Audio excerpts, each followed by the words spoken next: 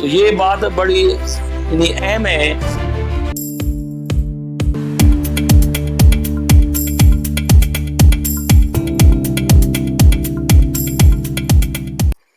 نحمده ونصلي على رسوله الكريم اما بعد اعوذ بالله من الشیطان الرجیم انه لکم عدو مبین بسم اللہ الرحمن الرحیم.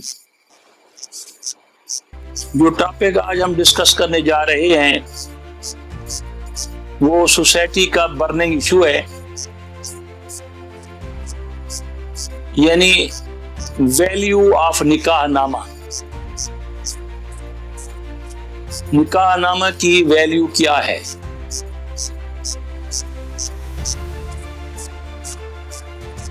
دور ایوبیہ سے پہلے کوئی نکاح نامہ نہیں ہوتا.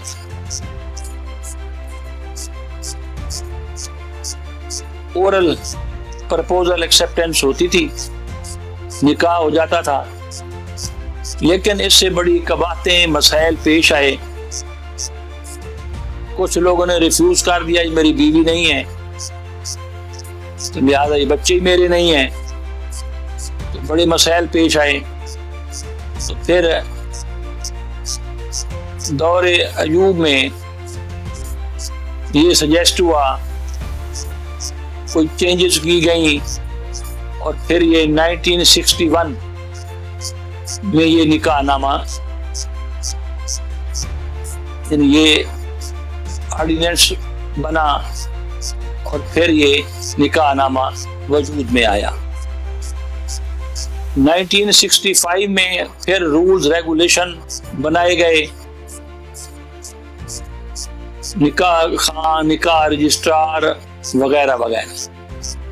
جبکہ میرج سے متعلق پہلے بھی قوانین موجود تھے، مثلا 1939 کا قانون، 1948 کا قانون، 1949 کا قانون. اس کے بعد جو آج کل ان ووگ ہے وہ 1964 کا جو فیملی لاز ہیں وہ موجود ہیں. اس طرح چائلڈ ریسٹرینٹ ایکٹ بھی موجود ہے. سوال یہ ہے کہ کچھ لوگ اس نکاح نامے میں جو چیزیں لکھتے ہیں تو پھر خود ہی کہہ رہے ہوتے ہیں کہ جی اس کی تو کوئی ویلیو نہیں ہے، ہم نے جو کچھ بھی لکھ کر دے دیا ہے اٹ ڈزنٹ میٹر، کوئی مسئلہ ہی نہیں ہے. تو یہ آپ کان کھول کے سن لیں کہ یہ ایک پبلک ڈاکومنٹ ہے، اس کی جو انٹریز ہیں ان کو سینکٹیٹی حاصل ہے. مثلا عام طور پر حق المہر جب لکھا جاتا ہے تو یہ جو کالم ہے 15 16 17 یہ سارا جو جس کے اندر حق المہر کی کوئی کوٹھی لکھ کر دے دیتا ہے 10 مرلے کی، کوئی بھی چیز جو حق المہر میں وہ دولہا لکھ کے دیتا ہے تو پھر وہ خود ہی فیصلہ کر لیتے ہیں کہ جناب ہم نے کوئی گھر رجسٹری کر کے تھوڑا دیا ہے، رجسٹریشن ایکٹ کے تحت رجسٹرڈ ڈیڈ تو نہیں بنا، ہم فارغ ہیں سے، ہمیں کچھ نہیں ہوگا.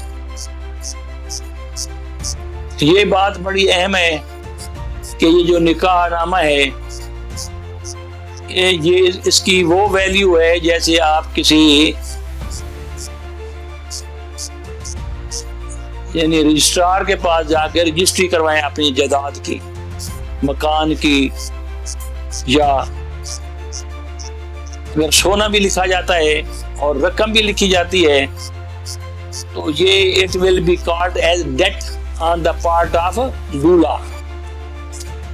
یہ جو ہے یہ دولہے کے کندھوں پر یہ ذمہ داری رہے گی اور وہ مقروض رہے گا. تو یہ جو نکاح نامہ ہے اس کی بہت ویلیو ہے، اس کی باقاعدہ رجسٹریشن ہوتی ہے سیکٹری یونین کونسل کے پاس. 4 کاپیاں اس کی تیار ہوتی ہیں، ایک دولہے والے لے جاتے ہیں، ایک دلہن والے لے جاتے ہیں، ایک نکاح خواہ اپنے پاس رکھتا ہے، ایک یونین کونسل کا جو سیکٹری ہوتا ہے اس کے پاس ہوتا ہے. जिस वक्त आप चाहें यूनियन काउंसिल से वो सर्टिफाइड कॉपी हासिल कर सकते हैं। अगर मिस्टर दूल्हा जो है वो इनकार करता है तो जो दुल्हन साहब है वो फैमिली कोर्ट में जाकर दावा दायर कर सकती है और वो निकाहनामा साथ लगाएगी। निकाहनामा अगर स्टिल इंटैक्ट है, उसको दूल्हा साहब ने या उसके वालिद मोहतरम ने या किसी ने इसको चैलेंज ऑलरेडी नहीं किया हुआ इनकी निकाहनामे की इंट्रियों को कि फलां फलां इंदराज गलत हैं या जाल शादी पर मबनी है या निकाह खाम ने मिली भगत किया है, उसने लिख लिया है, वगैरह वगैरह जो भी इल्जामात हैं, अगर वो नहीं है तो मतलब ये है कि निकाहनामा स्टिल इंटैक्ट है। तो खातून जो दुल्हन है उसकी सिर्फ स्टेटमेंट काफी है और इसी के मुताबिक अदालत जो है फैमिली कोर्ट वो खातून के हक में डिग्री कर देगी। जो भी शराइत हैं निकाहनामा के अंदर ऑब्लिगेटरी हैं दूल्हे के लिए। तो मकसद कहने का ये है कि इसकी जो कहा जाता है कि नहीं जनाब ये कोई रजिस्टर्ड डीड तो है नहीं, ये तो मौलवी अल्लाह रखा था 5 जमातें पढ़ा हुआ उसने करवा लिया है, तो इसकी कोई वैल्यू नहीं है।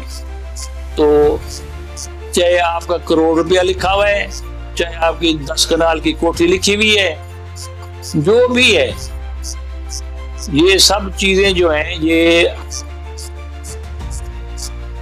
निकाहनामा तैयार हो गया। अब दूल्हा साहब बाउंड हैं। अब ये कुछ चीजें ऐसी हैं, मसलन हक़ुल महर के कालम में महर मुअज्जल या महर मुवज्जल क्या लिखा हुआ है, किस तरह लिखा हुआ है, इंदुल तलब लिखा हुआ है। तो महर मुअज्जल जो होता है वो बिफोर कंज्यूमेशन पे करना पड़ता है। इसी तरह जो वाव से मुअज्जल है अगर नहीं लिखा हुआ तो वो डिवोर्स या डेथ के बाद भी उसके जो वारिस हैं वो बाउंड है कि वो खातून को वो जायदाद तौल हक और महर के दें। तो यानी उनकी जान नहीं छूटती। तो ये बात बड़ी यानी अहम है कि इस डॉक्यूमेंट को माज आप ऐसे ना लें कि जनाब ये तो एक आम ऐसे पर्द था और लिखा गया, हम बाउंड नहीं है कि हम पे करें। तो अदालतें बैठी हैं और with in shortest possible time ये खातून जब अदालत में जाएगी तो ये मुख्तसर पीरियड में अपना दावा डिग्री करवा सकती है। उसके बाद फिर एग्जीक्यूशन पिटीशन दायर होगी जिसे अभी इजरा कहते हैं। अगर हजरत जी फिर नहीं देते हक़ुल महर दूल्हा साहब, उसको फिर डिटेन किया जाएगा, उसको जेल भेजा जाएगा। वो बाउंड है कि वो अदा करे। अच्छा, कुछ लोग कहते हैं कि जनाब ये 1 साल के लिए जाएगा तो फिर ये पूरी उम्र के लिए फारिग हो जाएगा। नहीं नहीं, ये बात नहीं है। फिर किसी और मसले में यानी ये जो लाइबिलिटी है उसकी वो साकित नहीं होती, वो बाउंड है। उसने जो लिखा है वो पे करना है हर सूरत। तो बहरहाल जब आप ये निकाहनामा जब लिखा जा रहा होता है तो इसमें आप खसूसी तौर पर ये मेहरबानी क्या करें कि कोई लॉ नोइंग बंदा, कोई वकील वो बिठाकर उससे पुर करवाया करें ये कॉलम। क्योंकि हमारे यहाँ जो निकाह खां या रजिस्ट्रार होते हैं वो तकरीबन अनपढ़ ही होते हैं। अब ये अफसोस का मकाम भी है कि एक तरफ तो पार्लियामेंट जो कानून बनाती है, जिसने ये निकाहनामा वज़ा किया था प्रेस्क्राइब फॉर्म का, उसको पूरे एक 2 जमातें पढ़ा हुआ बंदा कर रहा है, उसे लाइसेंस भी मिल जाता है। तो जब अब आमतौर पर मैंने कई निकाहनामा जात देखे हैं जिसमें लिखा होता है हक़ुल महर 32 रुपए 6 आने। अब ये क्या चीज हुई 32 रुपए? ये इसकी हिस्ट्री अगर आप देखें तो औरंगजेब आलमगीर के जमाने में उन्होंने, औरंगजेब ने मुकर्रर किया था कि एक मीडियाकर फैमिली का बंदा अगर हक़ुल महर मुकर्रर करेगा तो 32 अशरफियां देगा। अब आप देखें जी 32 अशरफियां सोने की होती थी, वो गई, फिर चांदी वाले रुपए आ गए, चलो वो भी काबिल कबूल थे। तो फिर कागज के नोट आ गए। अब आप बताएं कि 32 रुपए कोई शरई बात तो है नहीं। ये सीना गजट जिसे आप कहते हैं कि मौलवी साहब लिखते चले आ रहे हैं, हक़ुल महर शरई ब्रैकेट में लिख देते हैं 32 रुपए 6 आने। अन इस्लामिक गैर शरई बिल्कुल गलत है, हर लिहाज से गलत है। इस किस्म का हक़ुल महर जो है वो, क्योंकि जो लिखा जाता है, क्योंकि समझा जाता है it is agreed to between the parties. जब आप अदालत में जाएंगे तो फिर आपको अदालत नहीं दिलवाएगी।